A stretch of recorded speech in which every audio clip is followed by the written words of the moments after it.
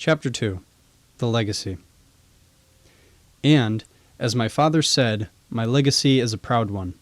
And if, as he'd exhorted me, I was going to let the world know that I was Mary Phagan, great-niece of little Mary Phagan, I wanted to find out everything I could about my namesake and our family.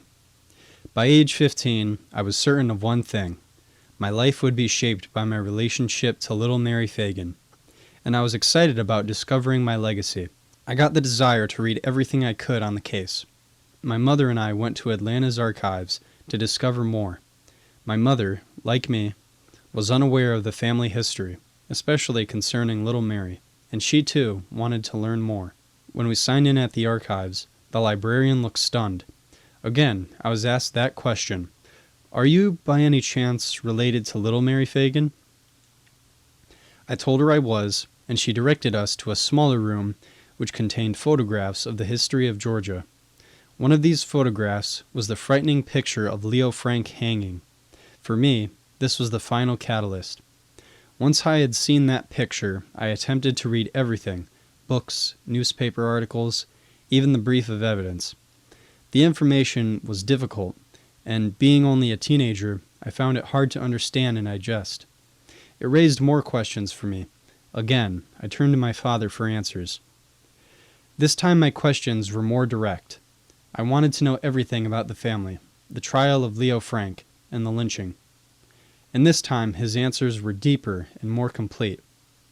My great-great-grandparents, William Jackson Phagan and Angelina O'Shields Phagan, made their home in Acworth, Georgia. Their land off Mars Mill Road was also home to their children, William Joshua, Hannie McMillan, Charles Joseph, Reuben Egbert, John Marshall, George Nelson, Lizzie Marietta, John Harville, Mattie Lewis, Billy Arthur, and Dora Ruth. 2 other children had died during childbirth. These children grew up to be very close to one another. Their father, W.J., believed that that was what the family unit was meant to be, by depending on each other and furthering their education. He was sure the Phagans would get far ahead in the world. The eldest son, William Joshua, loved the land and farmed with his father. On December 27, 1891, he married Fanny Benton. The Reverend J.D. Fuller presided over the holy bands of matrimony for them in Cobb County, Georgia. W.J. gave them a portion of the land and a home of their own, and Fanny and William Joshua farmed the land together. They, too, became successful farmers. Around 1895, W.J. moved the family to Florence, Alabama. William Joshua and Fanny, now with 2 young children, Benjamin Franklin and Millie May, moved with them. The family's new home, purchased from General Coffee, had been a hospital during the war between the states. The house needed extensive renovation, but posed no financial burden on the family. W.J., Angelina, and their children lived in the main house. The young couple's new home was not far away. The years in Alabama were good for them, especially for William Joshua and Fanny. They had 2 more children, Charles Bryan and William Joshua Jr. They continued to farm the land. In February of 1899, William Joshua Phagan died of measles. Fanny, who was then 6 months pregnant, was left with their 4 young children. She was devastated, but kept her courage up. She knew the child she was carrying could be in danger. On June the 1st, Mary Ann Phagan was born to Fanny in Florence, Alabama. Fanny remained in Alabama long enough for her and her baby daughter to gain their strength. Then she moved her family back home to Georgia, where she planned to live with her widowed mother, Mrs. Nanny Benton, and her brother, Rel Benton. Why did she move away from her husband's family when they'd been so good to her? I asked. Oh, my father smiled. I don't believe she was so much moving away from her husband's kin as she was moving back to her own kin. Anyway, hang on. He grinned at me. Thing is, it turned out that the families weren't separated in the end after all. He shifted in his chair. Well, anyway, Fanny probably also figured there'd be more opportunities in a densely populated, well, relatively densely populated area. Notice I didn't say city. because Marietta was far from that then. What it was a country town with a population of about 3,500, and Southern society was changing rapidly. The younger generation did not know the high feelings of the war between the states and Reconstruction. The war and its aftermath no longer dominated society and its politics. The square in Marietta was the center of every aspect of life. It was an arena of sorts for social, political, and agricultural activities, and the center of transportation and communication for both residents and visitors. Then, see what I meant? W.J. Phagan moved his family back to Georgia as well. The death of his eldest son so bereaved him that the family could no longer remain in Alabama. He purchased a log home and land on Powder Springs Road in Marietta. W.J. also provided Fanny with a home for her and her 5 children to live in. He saw to it that they had no hardships. About 1907, the last of the Phagan family left Alabama and returned to Georgia. Reuben Egbert and his family moved back to their native state and remained there for the rest of their lives. W.J. kept an eye on all his children and his grandchildren, and by 1910 had all of them nearby him, as well as financially secure, in Marietta. Fanny Phagan and her children appreciated what W.J. was doing for them, but they also felt the desire to support their family themselves. So sometime after 1910, Fanny Phagan and 4 of her 5 children moved to East Point, Atlanta, Georgia, where she started a boarding house, and the children found jobs in the mill. Charlie Joseph, the middle child, decided he wanted to continue farming and moved in with his uncle Reuben on Powder Springs Road in Marietta. Around that time, Mary found work at the National Pencil Company in Atlanta. The Phagan family remained close with relatives in Marietta. Every so often, one of Mary's aunts, Lizzie, Ruth, or Mattie, would ride the trolley from Marietta Square to East Point to pick up Mary and bring her to W.J.'s house. The family always loved having Mary there, especially her female cousins, Willie and Lily. When the cousins got together, usually in the summer, when school was out, they played games, hide and seek, hopscotch, dolls, and house. But Mary's favorite game was house. The girls would clear a clean spot in the shade, place rocks in it for chairs, and then decorate the inside of the house using limbs from trees or other big branches already on the ground. Their house would show the distinct rooms: kitchen, bedroom, bathroom, etc. But usually in the bedroom, they would have a baby doll. Dolls were different back then. Most of them had stuffed bodies, but their heads were called china. When they would push the baby doll in its carriage, one foot would fly up. The girls could always be heard giggling and laughing together. They cherished those times together, and especially since visits were getting fewer. Usually Aunt Lizzie would make the girls their clothes. How excited they got. They loved new things, just like everyone else. Sometimes Aunt Lizzie would take them to Marietta Square for a shopping trip. They'd get on the trolley where it began, Atlanta Street. Remember, the square was the center of activity, and the girls delighted in seeing things downtown. Sometimes they would just ride the trolley car. Even though Mary stayed busy at W.J.'s, she always found time to drop grandmother Fanny a note. Here, my father stopped and took a postcard Mary had written to her mother. It was postmarked Marietta, Georgia, June 16th, 1911, 6 o'clock p.m. Hello, Mama. How are you? I got here all okay. I would have wrote sooner, but I hadn't thought about it. Willie is up here. Aunt Lizzie has got my gingham dress made. I'm going to have my picture made soon. Your baby, Mary. We were both deeply touched by the way Mary had signed the card. On February 25th, 1912, Fanny married J.W. Coleman, a cabinet maker. He was a good man and accepted our children as his own, and they all liked him and accepted him as their stepfather. They moved to J.W.'s house at 146 Lindsay Street in Atlanta near Bellwood, a white working-class neighborhood. Well, Coleman didn't have much money, but he wasn't considered poor by any means. After marrying Fanny, he requested that her youngest child, Mary, quit work at the pencil company and continue her education. But Mary liked her work at the factory and didn't really want to quit. Eventually, Fanny's eldest, Benjamin Franklin, who worked as a delivery boy for a general merchandise store, joined the Navy. Alime became a saleslady for Rich's department store. William Joshua Jr. continued to work in the mills. They didn't seem to mind working at all, because they were earning money. Why did anyone mind? I asked. Oh, mill life was anything but easy then. He looked out the window. The conditions were awful, mills were filthy, and lint was everywhere. Child labor laws weren't enacted till years later. Small children were hired as sweepers and were whistled at to keep moving. My mother, Mary Richards Phagan, was 11 years old when she became a spinner at the mills.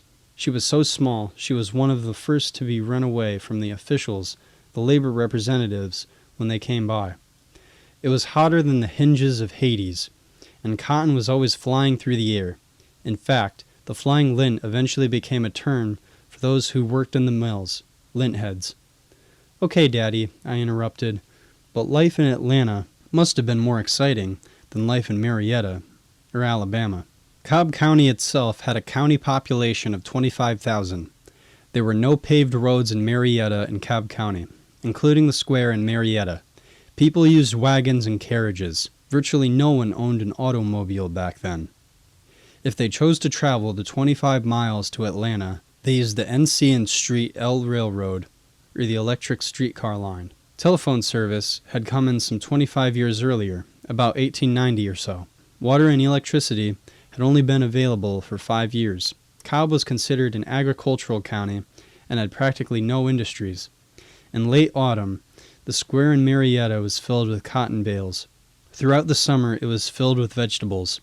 Justice, law, and order were other areas that were vastly different then.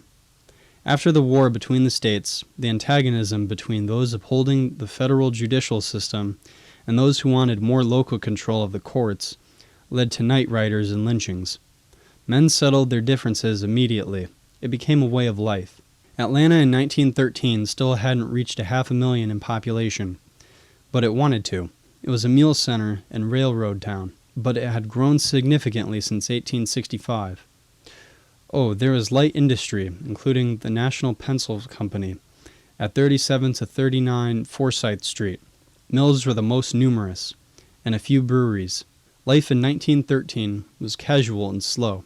Folks got most of their news from local newspapers, which printed extra editions for late-breaking stories. Sanitary conditions were terrible. The facilities were few and far between and were located outside. Sanitation workers were called honey dippers. Typhoid fever was all over the place. Boys wore knee pants until they completed grammar school. Women wore high-laced, high-heeled shoes and bloomers made of the same material as their dresses. There were no frozen foods. People had steak of lean and perhaps some beef for stew. Hogs were plentiful. Biscuits and milk gravy were staples. They had apples and oranges occasionally, but raisins had seeds in them. Photography was all over, not just in the newspaper. Tintype, most usually. For recreation, most entertained themselves. There was a form of baseball, peg, that they played in quiet streets or in vacant lots. Movie theaters ran silent films on weekends, especially around the mill neighborhoods. The Grand Theater, the Bijou, and the Lakewood Amusement Park helped people forget their daily drudgery. The South hadn't really recovered from the ravages of the war between the states, and Georgia was no exception. The economy was shifting from the land to industry. Families were resettling from small towns and farms into the urban areas. Wives and children were often forced to work in factories to help the family survive. Mary Phagan was a beautiful little girl with a fair complexion, blue eyes and dimples. Her hair was long and reddish-brown and fell softly about her shoulders. Since she was well developed, she could have passed for 18. Her family all called her Mary rather than her full name of Mary Ann. Mary was Grandmother Fanny's youngest child. Your grandfather says that she had a bubbly personality and was the life of their home. Mary was jovial, happy, and thoughtful towards others. When she was with her family, she'd show her affection for them by sitting in their laps and hugging them. The last Phagan family gathering was a welcome home for Uncle Charlie. There the family had begun to notice how beautiful Mary was. Lily, her cousin, who is still living, tells me that she envied Mary a particular dress she had on, It was called Mary Jane dress, long with a gathered skirt and fitted waist. Lily and her sister Willie were skinny, and Mary's dress looked better because she was heavier than them. They both wanted their dresses to look like Mary's did on them. Early in April, Mary was rehearsing for a play she was in at the First Christian Church. The play was Sleeping Beauty, and of course Mary played the role of Sleeping Beauty. Your grandfather tells me that he would take Mary to the church and watch her rehearse. The scene where Sleeping Beauty is awakened by a kiss always made him and Mary giggle. She would watch her brother with her eyes half closed and then begin to giggle when he cracked a smile. It seemed that scene took an eternity to rehearse. I could picture Mary on the stage playing the little Sleeping Beauty. April 26th was Confederate Memorial Day, a Saturday, and a holiday complete with a parade and picnic. Mary planned to go up to the National Pencil Company to pick up her pay and then watch the parade. She told Grandmother Fanny she'd be home later that afternoon. One of the last things she did was to iron a white dress for Bible school on Sunday. She was a member of the Adriel class of the First Christian Bible School, and she wanted to look her best so that she might win the contest given by the school. She was excited about the holiday, though, and wore her special lavender dress, lace-trimmed, which her Aunt Lizzie had made for her, they tell me.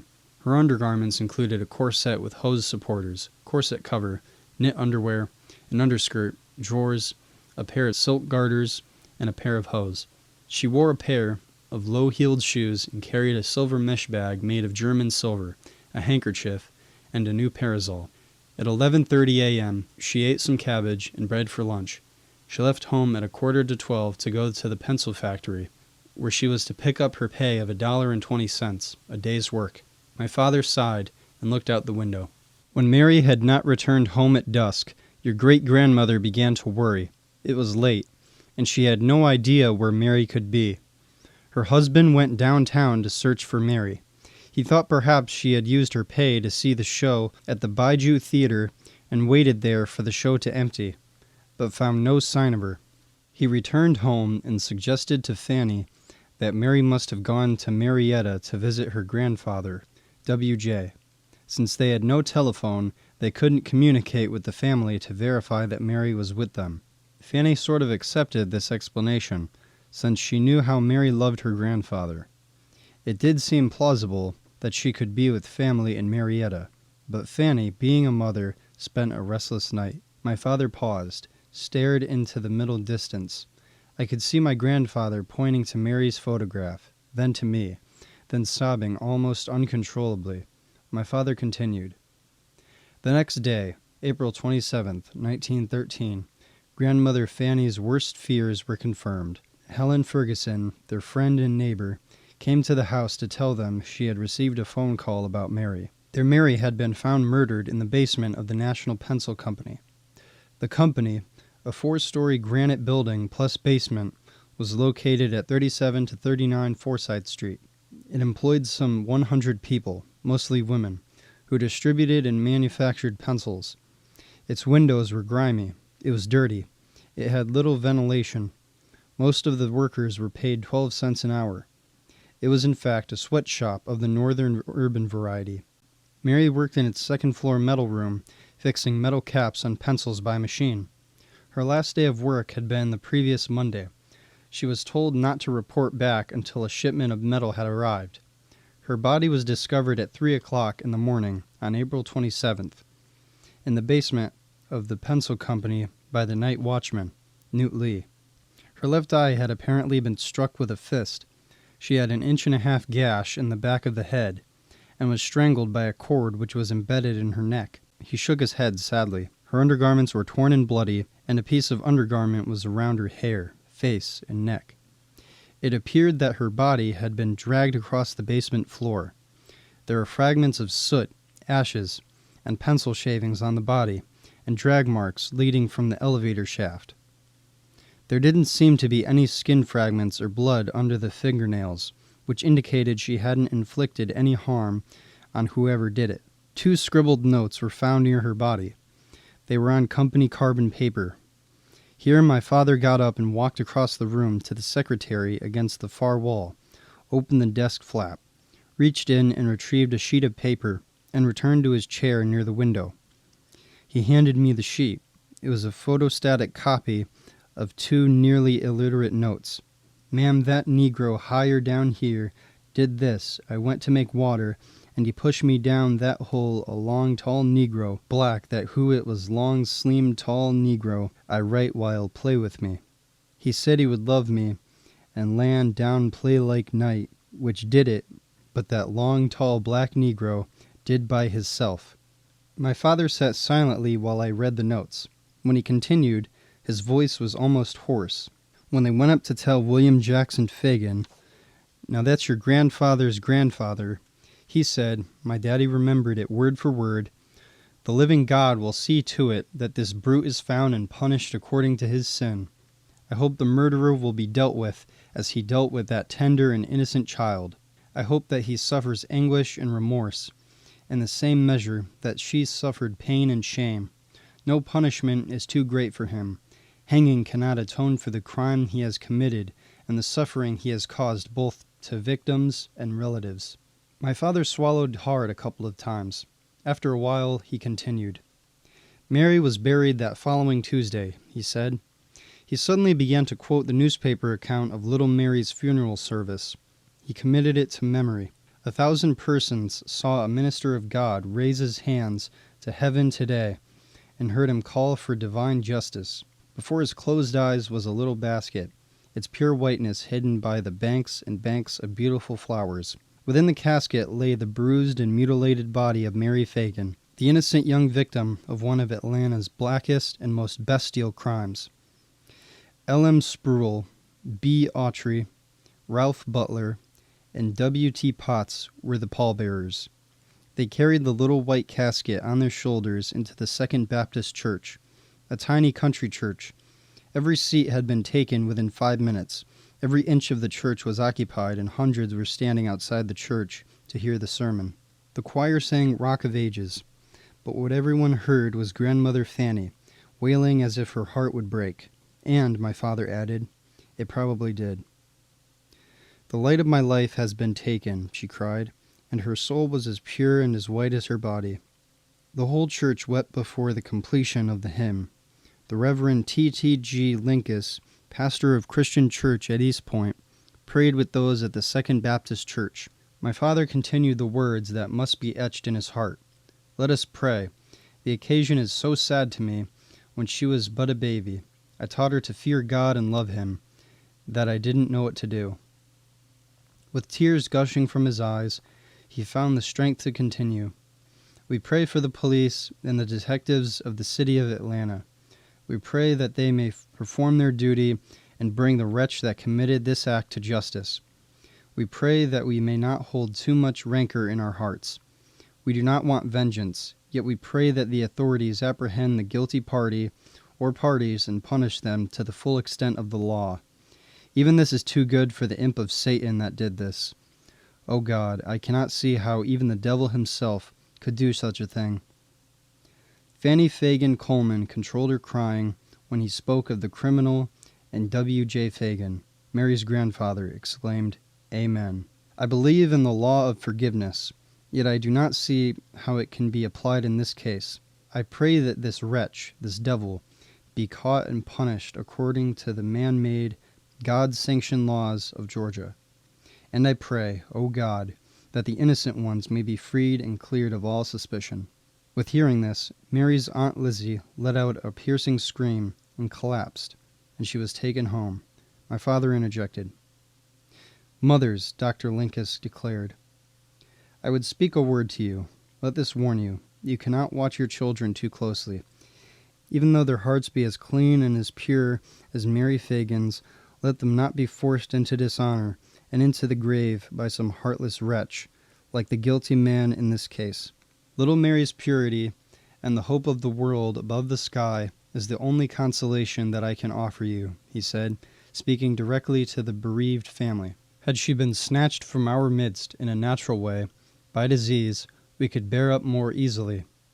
Now we can only thank God that though she was dishonored, she fought back the fiend with all the strength of her fine young body, even unto death. All that I can say is God bless you. You have my heartfelt sympathy. That is all I can do, for my heart, too, is full to overflowing. Mary's grandfather, W.J. Phagan, sat motionless as the tears streamed down his face, while the brothers of Mary, Benjamin, Charlie, and William Joshua comforted their sister, Ollie. My father continued in his own words. After the sermon, they opened the little white casket, and the crowd viewed the body of the little girl with a mutilated and bruised face. The tears watered the flowers that surrounded her. They carried the casket out to the cemetery. J.W. practically carried Grandmother Fanny out. Dr. Lincas helped. Mary's sister, Ollie, and her brother, Ben, now a sailor on the United States ship Franklin, were behind them, while the smaller brothers, Charlie and Joshua, brought up the rear. The account of the funeral service went on, earth to earth, ashes to ashes, dust to dust. The Lord hath given, the Lord hath taken, blessed be the name of the Lord. But no words expressed by Dr. Lincas could heal the wounds in their hearts. And as the first shovel of earth was thrown down into the grave, Fanny Phagan Coleman broke down completely and wailed. She was taken away when the spring was coming, the spring that was so like her. Oh, and she wanted to see the spring. She loved it. It loved her. She played with it. It was a sister to her almost. She took the preacher's handkerchief and walked to the edge of the grave and waved the handkerchief. Goodbye, Mary. Goodbye. It's too big a hole to put you in, though. It's so big, big, and you are so little. My own little Mary. My father stopped. The papers slid to the floor. His eyes were filling up. I stopped too, bursting as I was with questions about the trial of Leo Frank and its aftermath. I could not bring myself to cause my father further pain that day. I felt guilty for the upset the memories he dredged up on my behalf had already caused him. As if reading my thoughts, he turned to me. It's all right, Mary. You should know the whole story. But he'd blinked back to tears, but his smile was tremulous. Not today. A few days later, we sat down again. This time I started right off with the questions. Daddy, how did Grandmother Fanny stand up while the trial was going on? He told me that she was to be the first witness called to the witness stand. She tried to compose herself. Her tears were flowing freely down her cheeks, and she was sobbing as she gave her statement. I am Mary Phagan's mother. I last saw her alive on the 26th of April, 1913, about 11:45, at home at 146 Lindsay Street. She was getting ready to go to the pencil factory to get her pay envelope. About 11:30, she had lunch. Then she left home at 11:45. She would have been 14 years old on the first day of June. She was fair-complected, heavy-set, very pretty, and was extra large for her age. She had on a lavender dress trimmed in lace and a blue hat. She had dimples in her cheeks. When Sergeant Dobbs described the condition of Mary's body when they found her in the basement, when he stated that she had been dragged across the floor, face down, that was full of coal cinders, and this was what had caused the punctures and holes in her face, Grandmother Fanny had to leave the courtroom, my father said. Now it was I who had to compose myself. I was now starting to feel the pain and agony that all the family had felt for years. When the funeral director, W.H. Giesling, gave his testimony, he stated that he moved little Mary's body at 4 o'clock in the morning on April 27, 1913. He stated that the cord she had been strangled with was still around her neck. There was an impression of about 1/8 of an inch on the neck. Her tongue stuck 1 1/4 out of her mouth. Daddy, was Mary bitten on her breast? Yes, but there was no way to prove it because certain documents have mysteriously disappeared. Who besides Grandmother Fanny had attended the trial? Other than Grandmother Fanny and all the immediate family, including your grandfather and Mary's stepfather, were present every day. Mary's mother and sister were the only women, along with Leo Frank's wife and mother, who were permitted in the courtroom each day. Daddy, why didn't you tell me about Leo Frank's religious faith? His religious faith had nothing to do with his trial. What does anti-Semitic mean? It means hatred of Jews. I was surprised that people could hate each other because of their faith. How do you become prejudiced? I asked. You have to be taught to be prejudiced, to walk, to talk, just about everything in life that is worth anything. Prejudice, I found out, isn't worth a nickel, but you can cost a lifetime of grief and sorrow. Daddy, what about the courtroom atmosphere? According to your great-grandmother, Judge Leonard Rome maintained strict discipline in his court at all times and would not tolerate any disturbance. Judge Roan had the authority to make a change of venue if he in any way felt threatened. He made no change of venue. Neither Leo Frank or his lawyers asked for a change of venue. The newspapers gave a daily detailed report on court proceedings, and there were many extras printed each day. Not one newspaper ever reported any of the spectators shouting, "Hang the Jew," nor did I ever hear that any member of our family made that or any similar statement. Judge Roan was considered by all to be more than fair. The Atlanta bar held him in high esteem for his ability in criminal law. Otherwise, he would have never been in the bench. Was Leo Frank defended well? Leo Frank's lawyers were the best that money could buy. He had two of the best criminal lawyers in the South, Luther Rosser and Reuben Arnold. I have been told that Rosser's fee ran well over $15,000. In those years, that was a small fortune. These lawyers were the most professional and brilliant lawyers the South had to offer, but the defense these brilliant lawyers were to offer was not good enough to offset Hugh Dorsey's tactics. If there was any brilliance at that trial, it was Hugh Dorsey's.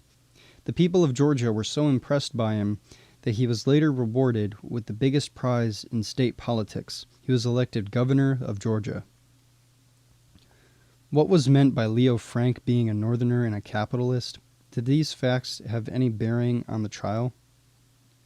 My father reminded me of the war between the states, what had caused it, and that it had been over for only 48 years by 1913.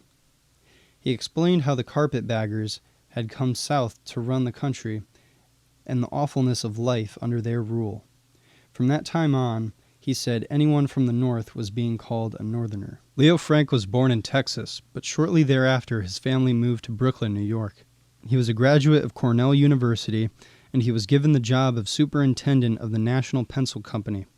As for being a capitalist, he did come from a family that was wealthy by the standards of those days. But, as my father pointed out, the hope of any aspiring, productive person is to become a capitalist in his own right. In 1913, however, it meant a lifestyle that few people could maintain, and that bred resentment. Then I asked, "What is a pervert?" My father made me get the dictionary and look up the meaning with him. I was not satisfied with the meaning. My father then explained that sexual perversion is something our society does not accept as normal. Today, this charge will outrage any segment of society. In 1913, anyone who dared to make that charge had better have been prepared to die for it. Daddy, why did Governor Slatton commute Leo Frank's sentence? This is one question that our family still asks today. We do not accept Governor Slatton's explanation in his order. There had to be something else. No man will willingly commit political suicide, but he did just that with the commutation order. I've done some research on my own, but I know no more today than my grandmother did back in 1915. I've found certain things about Governor Slatton that are hard to accept but are facts. The Atlanta newspapers of 1913 show the law firm of Rosser and Brandon, 708 Empire, and the law firm of Slatton and Phillips, 723 Grant Building, as merging. Then the 1914 Atlanta Directory shows the law firm of Rosser, Brandon, Slatton and Phillips, 719 to 723 Grant Building. They were also listed in the Atlanta Directory in 1915 and 1916. Slatton was a member of the law firm that defended Leo Frank. Governor Slatton was a man that Georgia loved and admired until June 21, 1915. Then love turned to hate. The people believed that Governor Slatton had been bought. His action caused the people of Georgia to take the law into their own hands, to form a vigilante group and seek justice that they believed had denied them. Governor Slatton had Leo Frank moved from Atlanta for his own protection. He was moved to the Milledgeville prison farm, just south of Macon. The vigilante group traveled by car, Model T Fords, and removed Frank from prison. All of them were respected citizens. They called themselves Knights of Mary Phagan, and this group later became the impetus for the modern Ku Klux Klan. Remember, there were no paved roads in those days. This trip was made at night. Not one guard was hurt. Not one shot was fired. Not one door was forced. The prison was open to them. Many in Georgia felt that justice was being done. It was the intent of the vigilantes to take Leo Frank to the Marietta Square and hang him there. Dawn caught up with them before they could reach Marietta. They stopped in a grove not far from where little Mary was buried. Then they carried out his original sentence, to be hung by the neck until dead. Shaken, I asked, "Daddy, were there any Phagans at the lynching?" He gave me a simple answer, no, and everyone knew the identity of the lynchers. But not one man was charged with the death of Leo Frank. Not one man was even brought to trial. The next question I asked upset him tremendously. "How do you feel about the lynching, Daddy?" He related to me what his father had felt. Grandfather felt that justice had been served, and so did the rest of the family. But I would not let up. "But how do you feel, Daddy?" "I feel the same way my family did. Justice prevailed." To understand the actions that these men took on August 17th, 1915, I would have to try and transport myself to those times. He said, you must try to understand what they felt, what would drive them to make the law into their own hands. You must not try to judge yesterday by today's standards. By doing this, you are second-guessing history, and no one has ever been able to do that. "Daddy, what about Jim Conley? What part did he have in the death of little Mary Phagan?" My father said that, reportedly, for the first time in the history of the South, a black man's testimony helped to convict a white man. The best criminal lawyers in the South could not break this semi-literate black man's story. The circumstantial evidence in Jim Conley's testimony caused Leo Frank's conviction for the murder of little Mary Phagan. Your grandfather told me, and this can be confirmed by my sister Annabelle, that he had met with Jim Conley in 1934 in our home to discuss the trial and part Conley had played in helping Leo Frank dispose of the body of little Mary. My father became adamant. There is no way my father would have let Jim Conley live if he believed that he had murdered little Mary. My father then related the conversation that my grandfather told him had taken place. He said to Jim Conley, "Let's sit down and talk a while, Jim." And Jim said, "Okay." My grandfather then said, "I want to know how you helped Mr. Frank." Jim said, "Well, I watched for Mr. Frank like before, and then he stomped and whistled, which meant for me to unlock the door, and then I went up the steps. Mr. Frank looked funny. He told me that he wanted to be with the little girl. She refused, and he struck her, and she fell. When I saw her, she was dead." Grandfather asked, "But why did you help him if you knew it was wrong?" And Jim said, "I only helped Mr. Frank because he was white and my boss." "Were you afraid of Mr. Frank?" my grandfather asked. Jim answered, "I was afraid if I didn't do what he told me, him being white and my boss, that I might get hanged. At that time it was common for blacks to be hanged. So I did as he told me." Grandfather then asked, "What did you do after you saw that little Mary was dead?" There are, my father grinned, two versions of that meaning. His sister Annabelle's and his father's, my grandfather's. The version my Aunt Annabelle told him was that she was coming out of a grocery store and saw their father, William Joshua Phagan, Jr., and a black man walking, she said, "nigger," down Jefferson Street towards the house. She said to her father, "Daddy, what are you doing with that nigger man?" Grandfather said, "Now don't you know who this is?" "No, I don't," Annabelle said. And Grandfather said, "This is Jim Conley." "Oh, this is the man who helped kill Aunt Mary," she exclaimed. "No, I didn't kill her, but I helped Mr. Frank. I was to burn the body in the furnace, but I didn't." They went inside the house and talked about an hour in the kitchen. Annabelle was in the other room watching her brothers, Jack and my father, and her sister Betty. My father also remembers that his father continually questioned Jim Conley about why he helped Mr. Frank. He recalled that his father got emotional and at times had to hold back the tears. Jim said, "I got scared, like I said before. I had to help Mr. Frank, him being white and my boss. Mr. Frank told me to roll her in a cloth and put her on my shoulder. But she was heavy and she fell. Mr. Frank and I picked her up and went to the elevator to the basement. I rolled her out on the floor. Then Mr. Frank went up the ladder and I went on the elevator. Did Mr. Frank tell you to burn little Mary in the furnace? My grandfather asked. Yes. I was to come back later, but I drank some and fell asleep, Jim said. Then grandfather said, Jim, I believe you because if I didn't, I'd kill you myself. Then, my father recalls clearly, grandfather and Jim Conley went out together for a drink. That was all my father could remember. How is it, Daddy, that a black man would help someone dispose of a body? Remember the times, my father said. In those years, a black would do almost anything his boss told him to do. His life depended on whatever the white man decided. Lynchings were taking place almost daily in the South. Jim Conley was a black man in Atlanta in 1913, one who could read and write. But more importantly, he was not simple. He was a man who would do what any man would do to stay alive. He would mix the truth with lies self-consciously, knowing full well that his life was at stake. My father shook his head. He would give 4 different affidavits. He was a man who knew that he was walking on a red-hot bed of cinders. He knew that no matter which way he turned, he would be burned. Conley returned to the pencil factory with the Atlanta detectives and showed them how he found the body of little Mary in the metal room, how he had moved the body, tied up with some cloth, with the help of Leo Frank, how it took both of them to move her body to the elevator. Once in the basement, Conley said, he rolled the body out on the floor. Then he stated that Leo Frank went up the ladder to be on alert for anyone coming into the factory. Here, I asked, does this explain why little Mary was dragged face down across the basement? Yes, he said. It seems logical that one man could not carry her body without help, so she was dragged. But, Daddy, why would Jim Conley do this knowing full well that he was now mixed up in the murder of little Mary? He must have felt that his actions would cost him his life. Jim Conley did know what he was doing, but there were 2 factors that outweighed his sense of righteousness: fear and money. Fear of the white man and greed for money.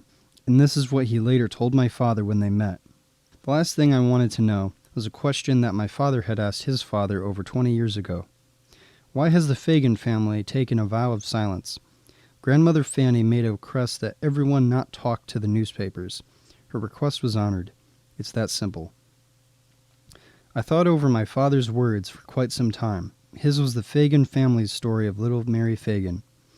It was some time before we sat down again to talk about the shadows of Mary Phagan and how her legacy had affected his life. But one summer morning, my father sat down beside me wanting to talk about his grandmother, little Mary's mother. I recollect that many times I woke up in grandmother Fanny's bed trying to figure out how I got there beside her.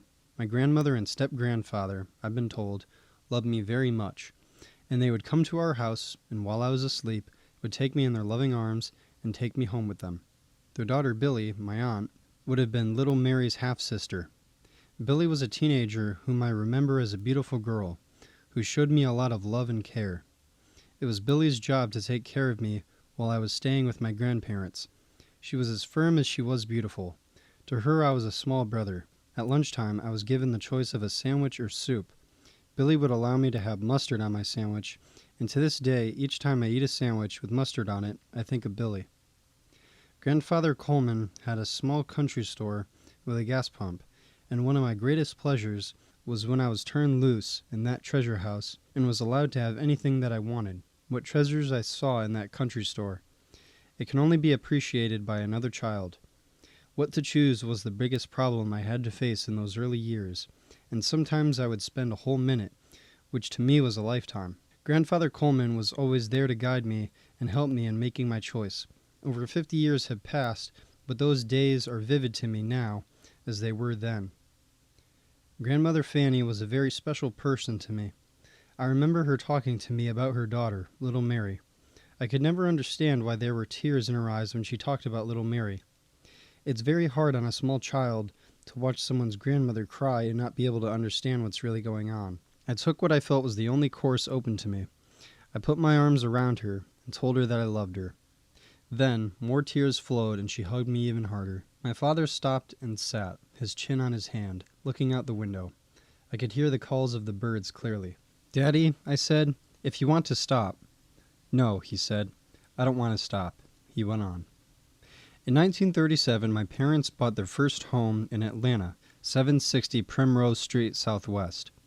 It had 3 bedrooms, a living room, kitchen, and dining room connected to it, and 1 bathroom with no shower. My dad worked in the cotton mills as a weaver, and my mother opened a hamburger, hot dog, and sandwich stand on the corner of Hunter and Butler Street, which was only half a block from the Big Rock Jail. This was the same jail that Leo Frank was held in, known as the Tower. I was a student at Slatton Grammar School, which was named after the father of the governor who had commuted Leo Frank's sentence to life imprisonment. Grandmother Fanny meant more and more to me as I was starting to understand what life is about. After all, his eyes twinkled. It had to happen sometime, and the question was starting to come up. No matter where I was, are you by any chance kin to little Mary Phagan? Of course, I replied every time. She was my aunt. This generally resulted in more questions about little Mary. I would answer those questions the best I could from what I could remember from stories I'd heard from members of my family. People would then relate them to me on what they had heard from their pasts. The one question they always asked was, how did little Mary's mother take their daughter's death? And this invariably brought a silence in the group of people around me. I came to understand that this question would cause adults to hang on to every word I said, and just as invariably, I'd feel humongously sad as I tried to put into words how my grandmother felt. Time had not healed the loss of her daughter, and maybe it never would. Little Mary, you understand, was the youngest of 5, and because she was the last child, she was doted on by all, even her grandfather, W.J. Grandmother Fanny would describe to me how she would comb little Mary's hair and put it up in pigtails, dress her up in her finest clothes to go to church. A small child is always beautiful to its parents, but little Mary was really beautiful, and she was going to be a real beauty when she grew up. As she approached her teenage years, there was no doubt that she was going to be a beautiful young woman. My father looked at me intently. As I've said, and others have said, lots of times before, just like you. A strange feeling began to rise inside me, a mixture of gratification, I'm as lovely as she was, pride, this is my inheritance, and apprehension. Not that I thought I'd meet the same fate as my namesake, of course, but I did wonder what reverberations there would be from our bond. The vow of silence notwithstanding, my name and appearance were already causing these reverberations. I smiled at my father. Whatever it is, I believe I can deal with it. He patted my shoulder and continued his memories. School was not mandatory back then, and all members of a family that were old enough to work in factories would do so. Money was not easy to come by. Little Mary did attend school and was a good student, according to my grandmother. She had a lively imagination and wanted all the things that any young girl wanted in those days, ribbons or special comb for her hair. And while all monies went to help the family, her being the youngest allowed special favors. By the time I was 11, I began to ask questions about my aunt. My best source of information was my father, William Joshua Phagan, Jr., who was known to the family as Little Josh. My father broke into a grin. No one ever accused the Phagans of being too tall. Anyway, I questioned him, as you're questioning me, about everything that happened in those days. Tears would come to his eyes too, and he would talk about his sister very slowly. They were only 1 year apart. He was born in January 1898, and little Mary was born in June 1899. He felt a lot of pride about being the older brother to his sister, to whom he was a shining white knight. There were slow pauses. He took time to hold back his tears.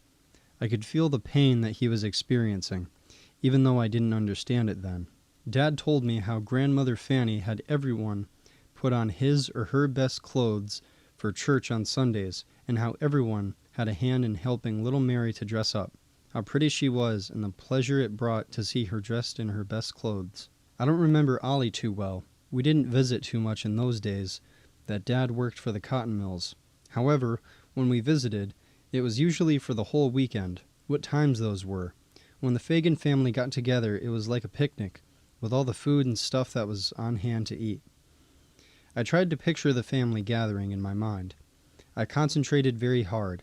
I wanted to visualize the Phagans in a happy, relaxed atmosphere, playing, joking around, eating to their heart's content, and telling stories. My father broke into my thoughts. Just before the day was over, everyone would turn to the subject of little Mary. I would sit quietly and listen to the stories. Fascinated as I was, I could still feel the tension in the air, as each would tell some small detail about Mary. I came to know her not as an aunt, but as a special person who had lost her life in a brutal attack by Leo Frank, who was convicted of that crime by a jury of his peers in a court of law in Fulton County, Georgia. Grandmother Fanny had often told us about the death of her husband, William Joshua Phagan, who had fathered her 5 children. He had died in February 1899. Life in those days was real rough on a window with children. Then she would talk about J.W. Coleman, whom she married in 1912. This was the man I was to know as my grandfather. Then the stories would turn back to little Mary, and the tension would start to build up again. Grandmother would usually start her story about that Saturday, Confederate Memorial Day, when little Mary had left home to go to town for her wages and to see the parade. She would tell about her new lavender dress and a silver mesh bag that she carried, the ribbons in her hair and parasol.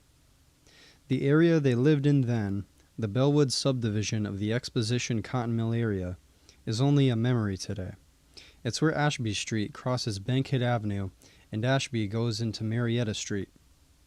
By the time Grandmother got to where little Mary took the English Avenue streetcar that was to take her downtown to the National Pencil Company, her tears were usually too much for her, and her story would come to a close, since she could no longer continue. Members of the family would quietly take Grandmother into the house so that she could compose herself. This always left me in a state of confusion. Later, the war came. Great-Uncle Ben was in the Navy, my father's side. The Phagan family, like the rest of the country, began to drift apart. The war began to push everything else to the rear of our minds. People were starting to work as many as 6 days a week. Family gathering was to become a thing of the past. But my family still spoke about little Mary, about how pretty she had been and all. I felt for the first time in my life that I too had lost someone that was very real to me. For the first time, I also came to feel what grief felt like. But gradually, there was less time for storytelling.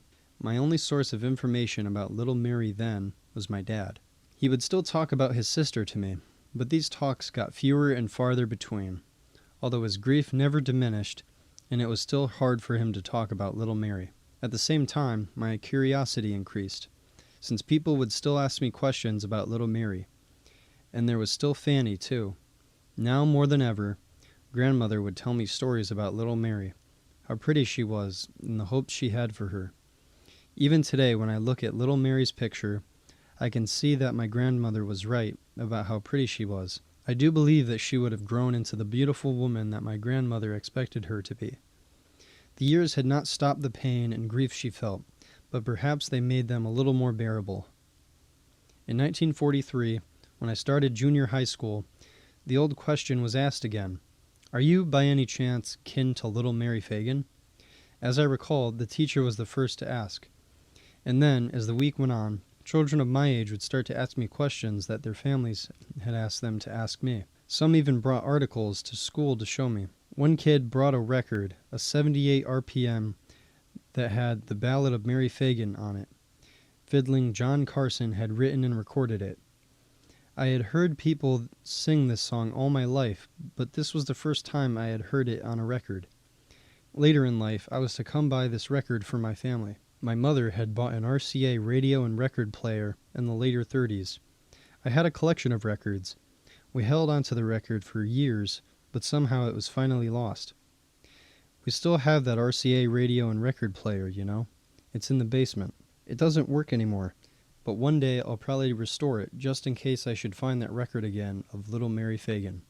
During the war years, women had to work in the plants and shipyards, and they became a vital part of the workforce. My older sister Annabelle went to work in the shipyards in Portland, Oregon. Even my mother went to work at the Bell Bomb plant in Marietta, Georgia. Her name, Mary Phagan, really started questions about little Mary all over again.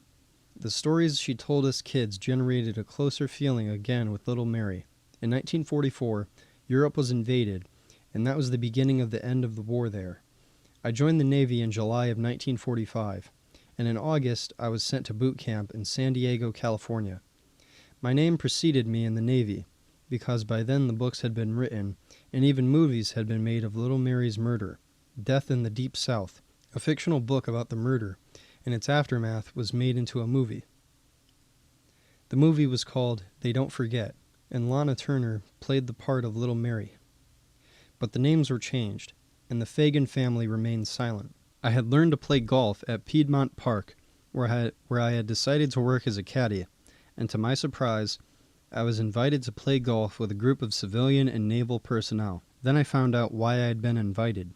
They pelted me with questions about Little Mary, what I thought about the case, and how did the Phagans feel about the way the public as a whole had treated us. I was only 17 years old, but I was well versed in the way my family felt, and I managed to give fairly non-committal replies. Later, when my shipmates on the USS Major DE 796 began to ask me questions about Little Mary, I turned out to be a storehouse of information on that subject, but again stayed non-committal as to the family's feelings. I was to serve abroad another DE, the USS Fieberling, for about 2 years, until she was decommissioned. Grandmother Fanny passed away in 1947, while I was in the Navy. I made the trip home for her funeral, but when I arrived home, she had already been buried. She was laid to rest beside her daughter, Little Mary Phagan. The peace she couldn't find in life she found, I hope, in death. Sometime later, I met your mother in Chicago. The year was 1952. It was love at first sight. He leaned back in his chair, and his face was suffused in light. His smile was happy and tender. Things hadn't changed much as far as my parents' feelings for each other went. Anyway, he smiled. At the time, I was flying to London out of Warner Robins Air Force Base in Macon. I went out of my way to meet all the civilian flight mechanics at Warner Robins in Macon. Depot bases use civilian flight line mechanics so that there will be a more stable workforce. Little Mary had slipped to the back of my mind over the years. When the flight line mechanics learned my name, they began to question me about Little Mary. Again, I was reminded of her. All the mechanics and other personnel made sure that I shared lunch with them. They all wanted to hear about Little Mary Phagan. Most of them had stories that they had heard from their parents and grandparents to tell them about Little Mary. It was beginning to dawn on me that Little Mary was more than just a passing fancy to Georgians of all walks of life. It was part of their history, like it or not, and they wanted to hear firsthand what the Phagans felt and how they responded to their questions.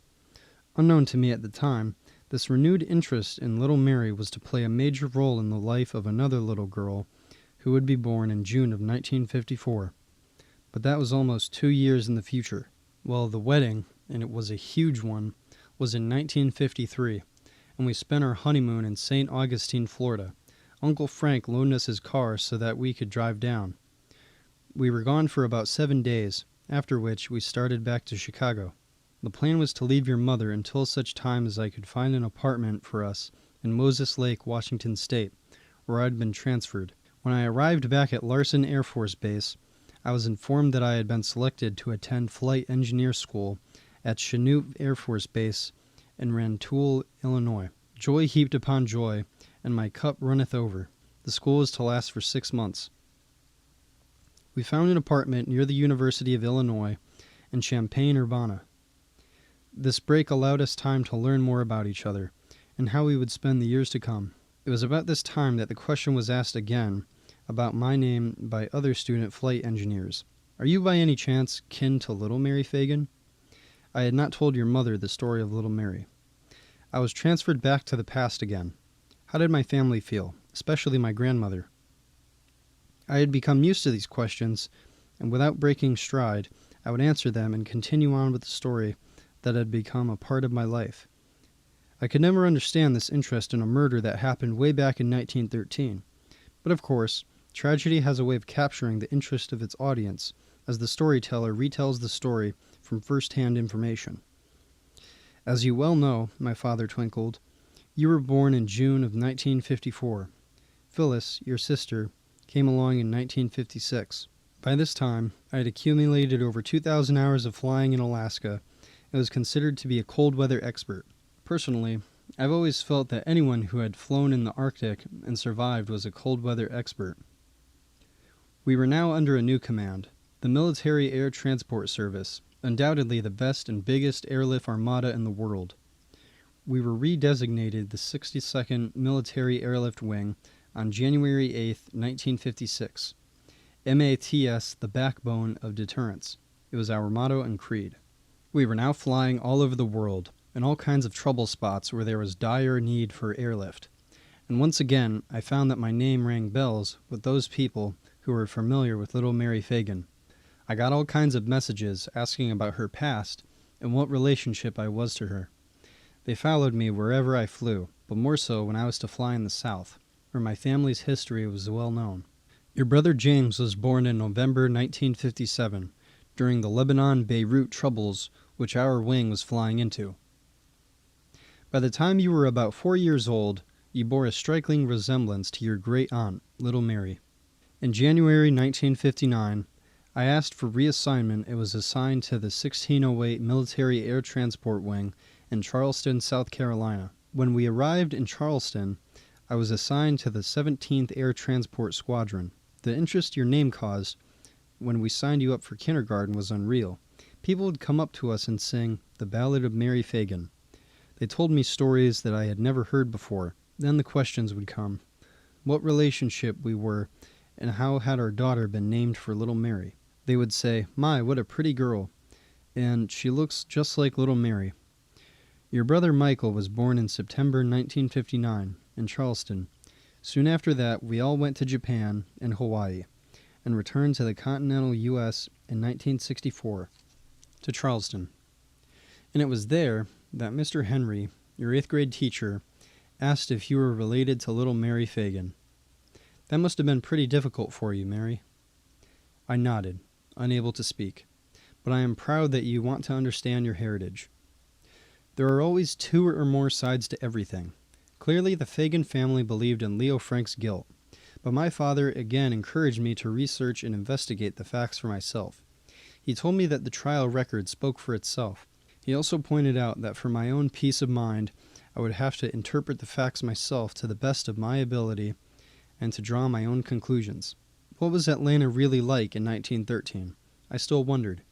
Did Leo Frank get a fair trial? Did the shouts that came through the open windows in the courtroom have any influence on the jury? Did his being Jewish affect the trial outcome? Why were 11 witnesses who were employed at the National Pencil Company not cross-examined by the defense as to Leo Frank's lascivious conduct? Was Jim Conley the actual criminal? These unanswered questions remained with me throughout my high school years. At the same time that my resolve to learn all I could about my great-aunt intensified, my aspirations as to a future career became both evident and important to me. I wanted to teach blind and visually impaired children. I began exploring opportunities, and my senior year was especially gratifying. Since I finished classes early in the day, I was allowed to leave campus for joint enrollment at a college or for employment, and my counselor, Mrs. Drury, had discovered that McLendon Elementary School, not far from the high school campus, would love to have me as a volunteer. I spent 10 hours a week at McLendon, and it made my mind up definitely.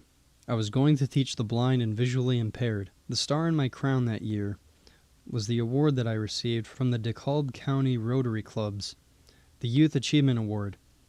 I was the very first recipient of this award, and the only disappointment was that my blind students couldn't read it, but I read it to them. I had applied to and been accepted at Flagler College in St. Augustine, Florida. I was to start classes in September 1972. And yes, at that moment I hoped that the story of little Mary Phagan would be left behind. So I consciously left the unanswered questions in Atlanta, but my subconscious was still busy with them, and they came with me to Florida, haunting me even as I was sleeping.